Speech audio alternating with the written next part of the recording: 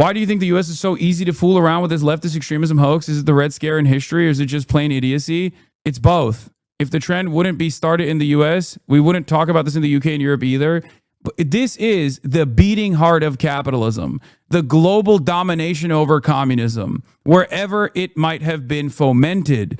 America won the Cold War, and it was a very costly process.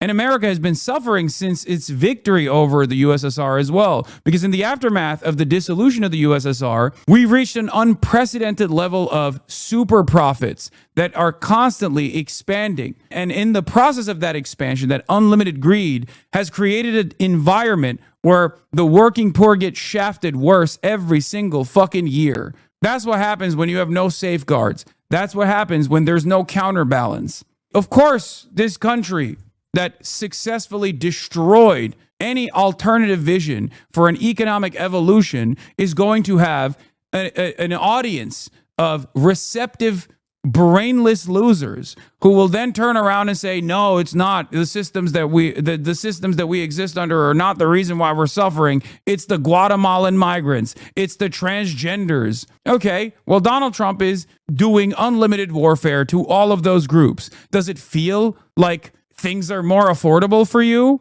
Wake up. At some point, you have to recognize that it's actually not the trans neighbors that you have that are destroying your lives, that are dominating your lives. It's not the Guatemalan immigrant that is just working a fucking factory to make sure that, you know, you can get cheap goods and commodities that you can consistently consume. That is actually the reason why you feel like you're never going to be able to own a home or retire at a fucking reasonable age.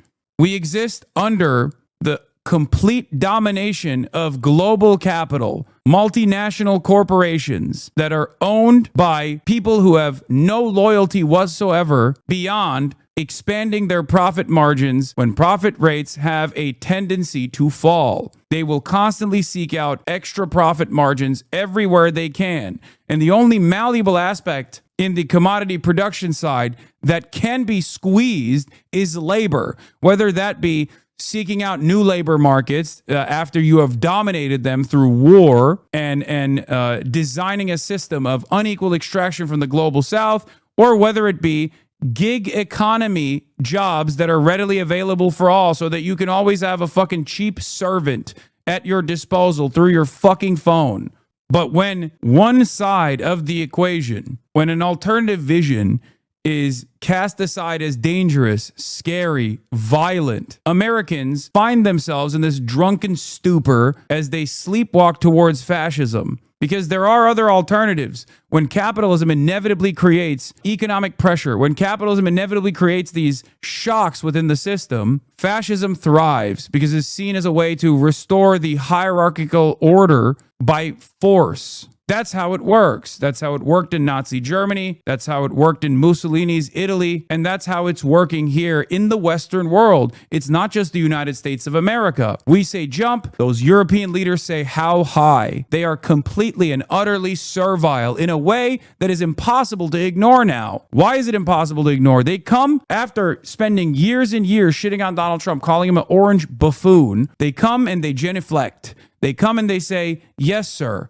Yes, master, we will give you more tithing. We will do everything in our power to make you happy. So if you're wondering, if you're following from Europe and you're looking at all the chaos that's unfolding in America and you're saying, oh, well, at least we're not here. At least it's not happening here. You're looking into the future. You are looking into the future. For years and years, Europeans would come into my chat and be like, Hasan, you guys are such fucking fools. You're so silly. You're so stupid. We don't have this kind of shit in Europe. And I told you, I warned you, I said, what happens here today will happen in Europe tomorrow. And in the last decade of me constantly saying this, you saw the rise of AfD in Germany. You saw the rise of nationalists in France. You saw the rise of the Reform Party in the UK. Fascism is everywhere in liberal capitalist countries. And they are going to do the exact same thing that Donald Trump is doing right now when they have a little bit of the grip of power. When they control the levers of power,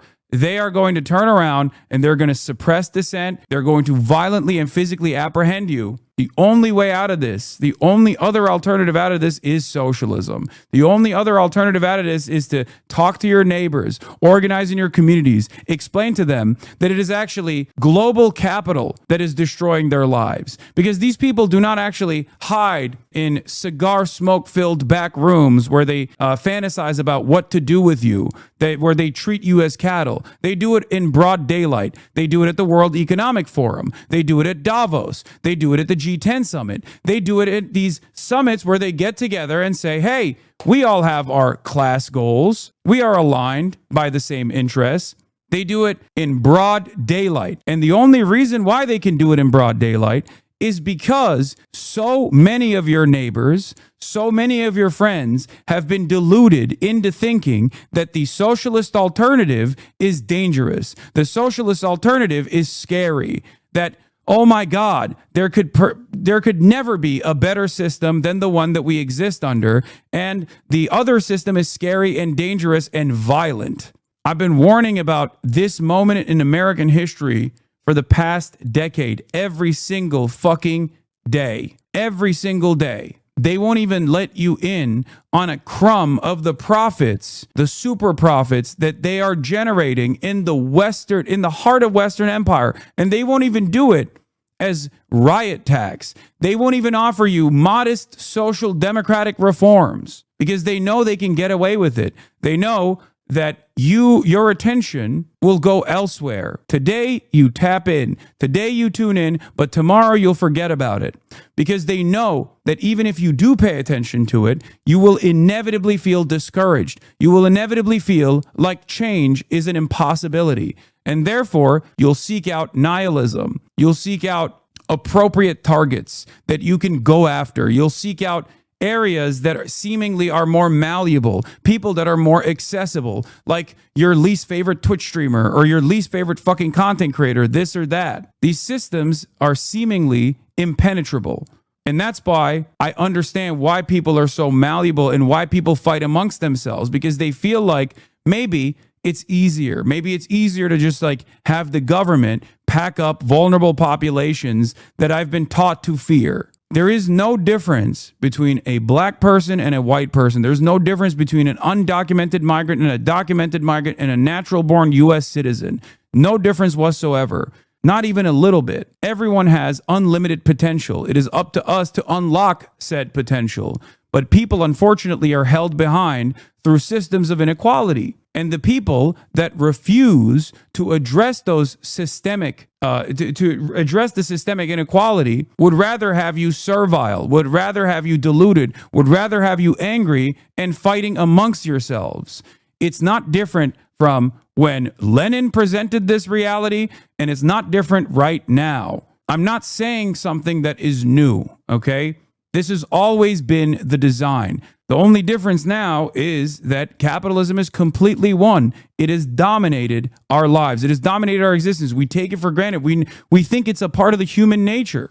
We can't even envision an alternative reality where we say, hey, can people get a little bit more in return for their productive labor, for their output? No, that's socialism. That's terrifying. That's bad. Why do you want to reward lazy people? They're not working hard. And this is not a CEO saying this. This is not the owner of a mega corporation saying this. This is Americans who work that are saying this. Think about that. They've been so brainwashed and so fucking brain broken that they turn around and say, people just like me, working an honest job, people that look exactly like me, people that have the exact same class interests, they're bad people. They're the real enemies, actually. And not capital. Not capitalism, God forbid. And they fucking toil away and they get their little treats on the sideline so that, for a brief moment, they feel a sense of autonomy, a sense of purpose in their lives, a sense of humanity in their lives. And they just move along with their day. And change seems impossible. Change in the appropriate direction seems impossible. But as material conditions worsen day in and day out, people get resentful, people get angry, and there's one party that takes that anger, that captures that attention, that captures all of that enmity, and redirects it back to targets that are vulnerable, targets that are easily dismissed, because most people don't care. Most people are too self-invested. Most people don't have time to care. Most people are too busy trying to make rent. Most people are too busy trying to afford their fucking groceries. Most people are too busy with the fear that if they, God forbid, something terrible were to happen, they're going to be saddled with medical debt. So in that process, they get more and more angry. And then when someone comes along and says, you're angry, and it's because the groceries are too expensive, right?